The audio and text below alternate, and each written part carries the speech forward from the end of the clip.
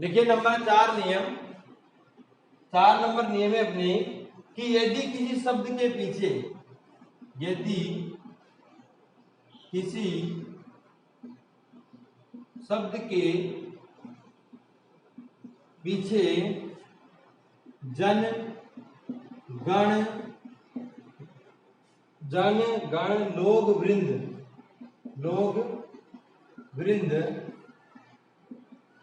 शब्द जुड़े हों, यदि किसी शब्द के पीछे जन गण लोग वृंद शब्द जुड़े हों तो वे बहुवचन होते हैं, तो वे बहुवचन होते हैं। ठीक है, जैसे पहला उदाहरण लिखेंगे आप कि जन का लेके पहले कि प्रजाजन बाहर बैठे हैं, समझिए इसको, प्रजाजन बाहर बैठे, तो प्रजा पागल हो गई, प्रजा अंधी हो गई, जनता अंधी हो गई, वहां तो क्या है एक वचन, जनता अंधी हो गई भाई एक वचन आया ना। लेकिन अब कि प्रजाजन बाहर बैठे हैं, तो प्रजाजन बहुत सारे लोग हैं, वो प्रजा के कई सारे जन हैं जो एक साथ बाहर बैठे हुए हैं, तो जन शब्द जुड़ते हैं क्या हो गया, बहुवचन हो गया। यानी कि किसी शब्द के पीछे अगर ये जुड़ जाए, आप ध्यान रखना, जन गण लोग वृंद, तो क्या होगा, बहुवचन शब्द होगा। दूसरा उदाहरण देखिए आप गण का, अध्यापक गण ज्यादा खा रहे पढ़ा रहे हैं, ज्यादा खा रहे हैं, भावना नहीं देता, अध्यापक गण ज्यादा खा रहे हैं, तब अध्यापक ही बड़ा बेटा हो कल,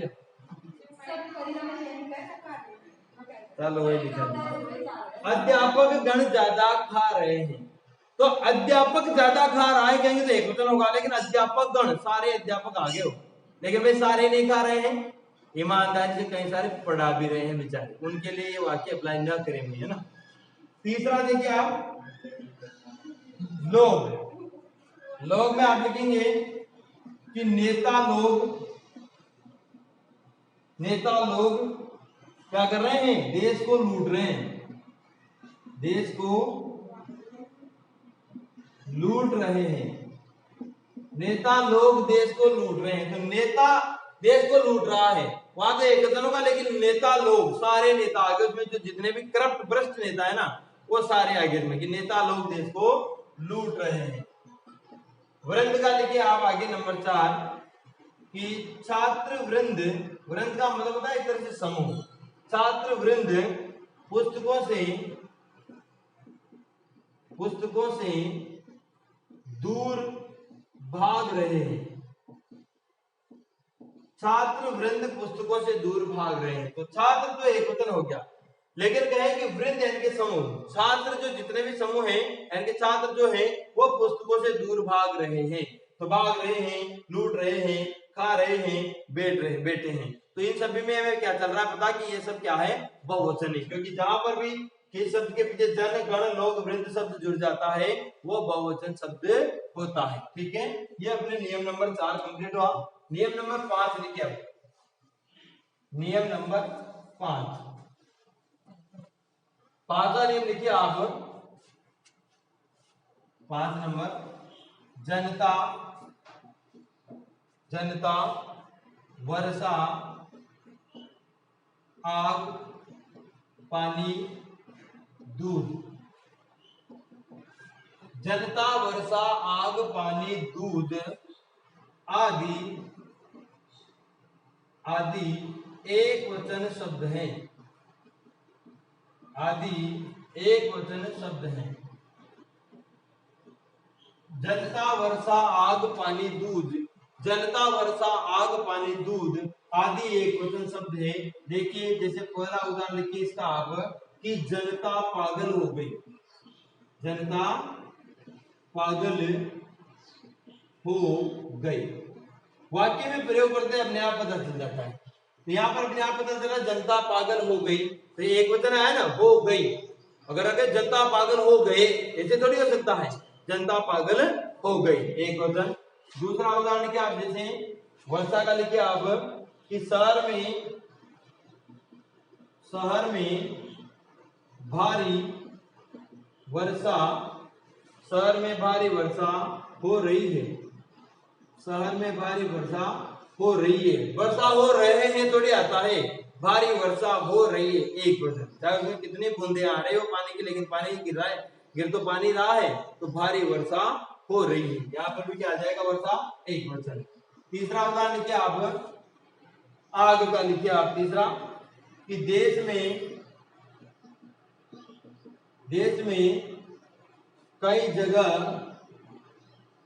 कई जगह आतंकवाद की आग लगी हुई है। आग लगी हुई है। देश में कई जगह आतंकवाद की आग लगी हुई है। एक वचन आया, आग लगे हुए हैं थोड़ी कहते हैं, ऐसे कहेंगे उसके घर में आग लग गई, हाँ उस गांव में आग लग गई, उस शहर में उस खेत में आग लग गई, तो आग लग गई यानी कि एक वचन में आ रहा है। चौथा देखिए आप, क्या है, पानी।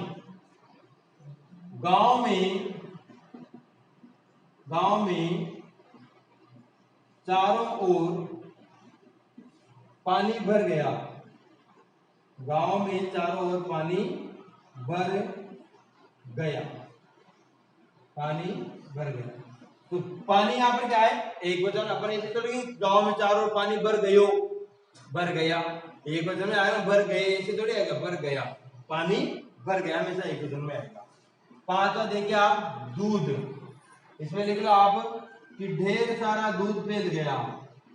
ढेर सारा दूध फैल गया, ढेर सारा दूध फैल गया। तो ये दूध भी क्या है, एक वचन है। तो आप इनको ऐसे कैसे रखने हैं, आपको तो समझ गए कि जनता वर्षा आग पानी दूध, जनता वर्षा आग पानी दूध एक वचन शब्द होते हैं। जनता वर्षा आग पानी दूध क्या होते हैं, एक वचन शब्द होते हैं। ठीक है, जैसे जनता पागल हो गई, शहर में भारी वर्षा हो रही है, देश में कई जगह आतंकवाद की आग लगी हुई है, गांव में चारों ओर पानी भर गया, खेत में पानी भर गया, छत में पानी भर गया, घर में पानी भर गया, कुछ भी कहो एक वचन आएगा। ढेर सारा दूध मिल गया, मैंने दूध पी लिया, मैंने दूध खा लिया, कुछ भी कहो आप, दूध डुल गया, दूध गिर गया, दूध बेच दिया, एक वचन ही आएगा हमेशा, है ना। आगे लिखा नंबर 6 नियम, 6 नंबर लिखिए अब आप, यदि किसी शब्द के पीछे, यदि किसी शब्द के पीछे, यदि किसी शब्द के पीछे जाति, दल, समूह, सेना, यदि किसी शब्द के पीछे जाति, दल, समूह, सेना शब्द जुड़े हों, शब्द जुड़े हों, तो वह एक वचन होता है, तो वह एक वचन होता है। क्या समझ में आपको, किसी शब्द के पीछे जाति, दल, समूह, सेना, जाति, दल, समूह, सेना शब्द जुड़े हों तो वो क्या होता है, एक वचन होता है। जैसे आप लिख सकते हो पहला उदाहरण, लिखिए आप, जाति का लिखेंगे सबसे पहले कि मनुष्य जाति,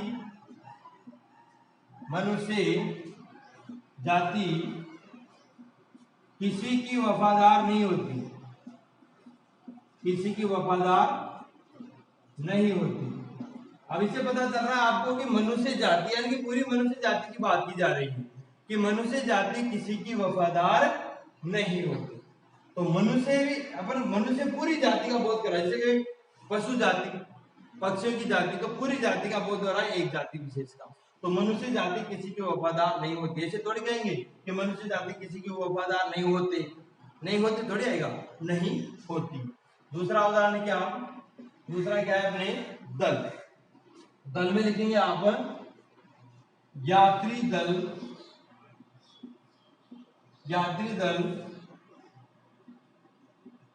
अमरनाथ की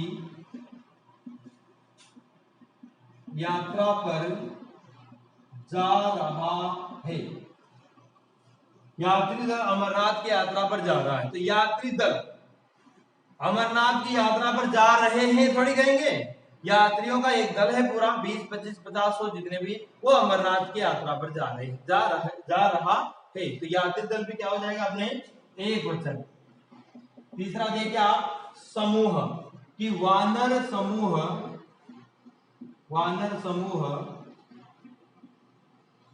सीता की खोज में चल पड़ा। वानर समूह सीता की खोज में चल पड़ा। वानर समूह सीता की खोज में चल पड़े नहीं कहेंगे, वानर समूह पूरा समूह है वानरों का, वो सीता की खोज में चल पड़ा, तो वो भी क्या कहलाएगा वहां एक वचन, क्योंकि इन शब्दों को देते ऐसा लगता है कि बहुवचन है, तो और जनता में तो बड़ा मन ये तो कहेंगे अपन जाति, बहुत सारी जातियां, बहुत सारे लोग रहते हैं एक जाति में, ऐसे नहीं केवल जाति का बोध करवा रहा है इसलिए यहाँ पर एक वचन होगा, यहाँ पर समूह का बोध करवा रहा है इसलिए यहाँ पर एक वचन होगा। आगे देखिए आप सेना, सेना में लिखो आप कि देखते ही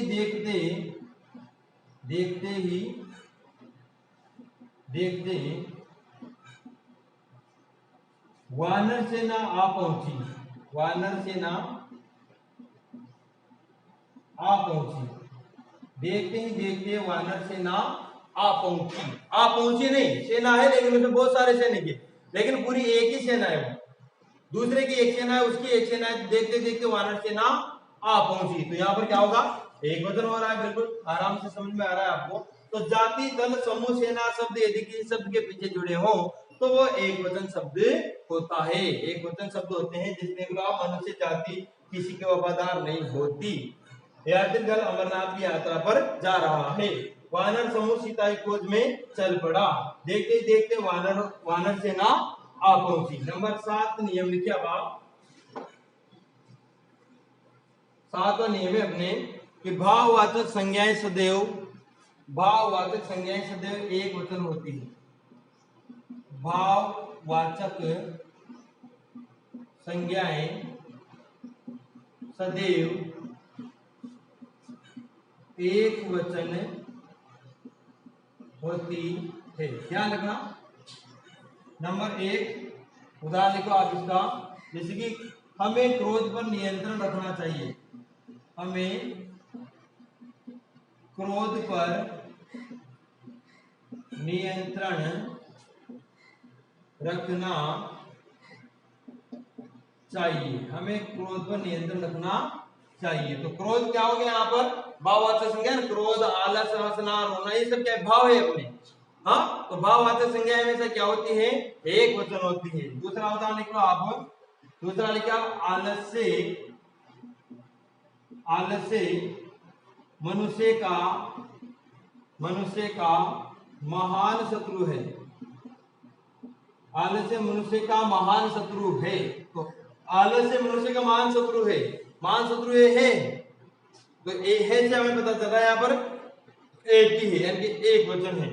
नंबर 3 एक और उदाहरण लिख लो आप इसका कि बेर यानी कि बेर बन जाता है, क्रोध का अचार या मुरब्बा है, बेर क्रोध का अचार या मुरब्बा है। बेर यानी कि क्रोधी होता है, बेर क्रोध का अचार या मुरब्बा है, यानी कि जब किसी के ऊपर आपको क्रोध आ जाता है ना तो उसे क्या हो जाता है, फिर आपके बेर बन जाता है, उसे बर बन जाता है, उसे बोलते नहीं आपस में, बेर बन जाए, बड़ी भारी दुश्मनी हो जाती है। तो अपने मान लो आप जैसे कि कोई आम है, आम को काट के गलाकर क्या बनाया जाता है, अचार बनाया जाता है, तो क्रोध जब गल जाता है यानी कि बहुत पक्का हो जाता है तो धीरे धीरे वो क्या हो जाता है, बेर बन जाता है। तो बेर क्रोध का अचार या मुरब्बा है, तो यहाँ पर भी एक वचन में पता चल रहा है, तो आप ध्यान रखो कि भाववाचक संज्ञाएं सदैव क्या होती है, एक वचन होती है। भाववाचक संज्ञाएं सदैव एक वचन होती है, चाहे क्रोध आलस से कुछ भी हो, ठीक है। लास्ट नियम लिखो आप 8 नंबर इसका लिखिए, धातुओं व तरल पदार्थों, 8 नंबर, धातुओं व तरल पदार्थों के नाम एक वचन होते हैं। जैसे पहला उदाहरण लिखेंगे आप, सोना महंगा चांदी सस्ती। ठीक है, दूसरा उदाहरण लिखो आप, जैसे तांबा उछला सोना लुढ़का। हाँ, तीसरा उदाहरण लिखो आप, जैसे बाजार से 4 चाय ले आओ। बाजार से 4 चाय ले आओ। अगला उदाहरण लिख लो, उसे 2 कॉफी पिला दो। उसे 2 कॉफी पिला दो। देखो अभी लिक्विड है, एक तरफ धातु है और एक तरफ तरल पदार्थ है। तो धातु के नाम और तरल पदार्थों के नाम हमेशा क्या होते हैं, एक वचन होते हैं। जैसे धातु में देखो आप, सोना महंगा, सोना महंगे कहते हैं क्या बन, सोना महंगे कहते हैं क्या, सोना महंगा। चांदी सस्ती, चांदी सस्ते, ऐसे थोड़ी बोलते हैं, चांदी सस्ती। ये यानी धातु हमेशा क्या होती है, एक वचन। तांबा उछला, तांबा उछले कहा क्या आपने कभी, नहीं, तांबा उछला। सोना लुढ़का या सोने लुढ़के थोड़ी कहते हैं अपन, सोना लुढ़का। तो धातु हमेशा एक वचन में प्रयुक्त की जाती है और तरल पदार्थ भी हमेशा एक वचन में होते हैं। पानी भी एक वचन में आता है। हाँ, यहाँ पे देख लो आप, बाजार से 4 चाय ले आओ। ले आए थोड़ी कहा, 4 चाय ले आओ। तो 4 है संख्या तो, लेकिन जो चाय शब्द है वो तो एक वचन ही है। बाजार से 4 मंगाओ चाहे 10 मंगाओ, लेकिन मंगाओगे तो चाय। तो लिक्विड हमेशा एक वचन। उसे 2 कॉफी पिला दो, कॉफी पिला दो। अब उसे कॉफी पिलाओ, चाहे कॉफी 2 पिलाओ, 10 पिलाओ, 50 पिलाओ, लेकिन जो कॉफी है वो हमेशा एक वचन ही रहेगा। उसे 2 कॉफी पिला दो, एक वचन। उसे 2 कॉफी पिला दिए, ऐसे थोड़ी बोलते हैं, उसे 2 कॉफी पिला दो या पिला दी। हाँ, एक वचन ही आएगा हमेशा। तो हमेशा ध्यान रखिए आप, धातु और तरल पदार्थों के नाम भी क्या होते हैं, एक वचन होते हैं। और इसी के साथ हमारा ये वचन वाला टॉपिक हुआ कंप्लीट। ठीक है, अब वापस एक बार रिवीजन कर लेते हैं इसका, कि आपको पता है कि जिस शब्द से किसी की संख्या का एक या उससे अधिक होने का ज्ञान हो, उसे क्या कहते हैं हम, वचन। वचन के कितने रूप होते हैं, 2 भेद होते हैं, 2 रूप होते हैं, एक तो एक वचन, एक बहुवचन। जिस शब्द से संख्या के एक होने का ज्ञान हो वो एक वचन, जिसे एक से ज्यादा होने का ज्ञान हो वो बहुवचन। आपको पता है कि अपन ने इसके 8 नियम लिखे हैं लगभग, है ना। पहला नियम क्या लिखा था इसका आपने, कि आदरणीय व्यक्तियों के लिए एक वचन के स्थान पर बहुवचन का प्रयोग किया जाता है। किसके लिए, आदरणीय व्यक्तियों के लिए, ये ध्यान रखना, यहाँ एक वचन के स्थान पर बहुवचन का प्रयोग किया जाता है। दूसरा नियम था अपना, कि प्राय अभिमान या बड़प्पन, अभिमान या बड़प्पन प्रदर्शित करने के लिए भी एक वचन के स्थान पर बहुवचन का प्रयोग होता है। तीसरा नियम था अपना, क्या था, आंसू, होश, प्राण, बाल, दर्शन और हस्ताक्षर। सही है, कि आंसू, होश, प्राण, बाल, दर्शन, हस्ताक्षर नित्य बहुवचन शब्द है, नित्य बहुवचन शब्द है। चौथा क्या लिखा था आपने, चौथा लिखा था आपने, कि यदि किसी शब्द के पीछे क्या जुड़े हो, जन, गण, लोग या वृंद, जन, गण, लोग, वृंद शब्द जुड़े हो तो वो भी क्या होता है, बहुवचन। तो ये 4 तो हो गए अपने बहुवचन के नियम। ठीक है, अब लिखिए आप नंबर, सॉरी 5वां समझिए आप। 5वां क्या पढ़ा था आपने, कि जनता, जनता, वर्षा, आग, पानी और दूध, ये क्या है, एक वचन शब्द होते हैं। ठीक है, जनता, वर्षा, आग, पानी, दूध।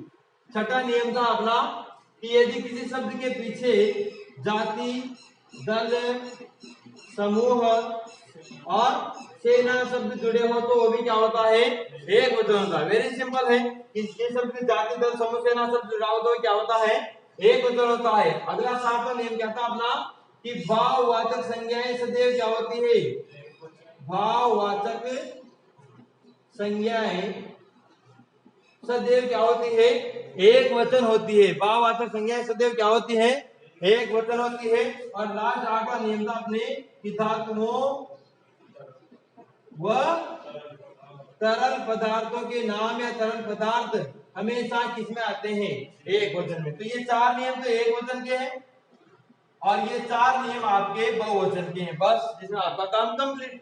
हाँ, तो ये याद करने हैं। आदरणीय व्यक्तियों के नाम हमेशा बहुवचन, अभिमान बड़प्पन प्रदर्शन करने के लिए बहुवचन, आंसू होश प्राण बाल दर्शन हस्ताक्षर बहुवचन, किसी शब्द के पीछे जन गण लोग वृंद जुड़ा हो तो बहुवचन, और किसी शब्द हाँ जनता वर्षा आग पानी दूध एक वचन, और किसी शब्द के पीछे जाति दल समूह सेना जुड़ा हो तो एक वचन, भाववाचक संज्ञाएं हमेशा सदैव एक वचन, और धातुओं तरल पदार्थों के नाम एक वचन। ये अपने एक वचन वचन वाला टॉपिक कंप्लीट हुआ। ठीक है।